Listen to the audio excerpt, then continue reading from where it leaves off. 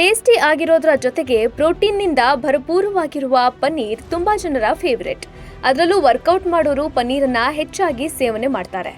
ಆದ್ರೆ ಪನ್ನೀರ್ ಕುರಿತು ಆಹಾರ ಇಲಾಖೆ ಶಾಕಿಂಗ್ ನ್ಯೂಸ್ ನೀಡಿದೆ. 231 ಪನ್ನೀರ್ ಸ್ಯಾಂಪಲ್ ಪೈಕಿ 17 ಸ್ಯಾಂಪಲ್ ಲ್ಯಾಬ್ ರಿಪೋರ್ಟ್ ಬಂದಿದೆ. ಈ 17 ಸ್ಯಾಂಪಲ್ಗಳಲ್ಲಿ 2 ಸ್ಯಾಂಪಲ್ಗಳು ಅನ್ಸೇಫ್, ತಿನ್ನಲು ಯೋಗ್ಯವಲ್ಲ ಅಂತ ವರದಿಯಾಗಿದೆ. ಯಾಕಂದ್ರೆ ಪನ್ನೀರನ್ನ ಮೆದುವಾಗಿಸಲು ಬಳಸುವ ಕೆಮಿಕಲ್ ಕ್ಯಾನ್ಸರ್ಗೆ ಕಾರಣವಾಗುತ್ತೆ. ಅಲ್ಲದೆ ಕೆಲ ಪನ್ನೀರ್ನಲ್ಲಿ ಬ್ಯಾಕ್ಟೀರಿಯಾ ಅಂಶ ಕೂಡ ಪತ್ತೆಯಾಗಿದೆ. ಹಾಗಿದ್ರೆ ಪನ್ನೀರ್ ತಿನ್ಲೇಬಾರ್ದಾ? ಆರಾಮಾಗಿ ನೀವು ಮನೆಯಲ್ಲೇ ಪನ್ನೀರ್ ಮಾಡಿಕೊಂಡು ತಿನ್ನಬಹುದು.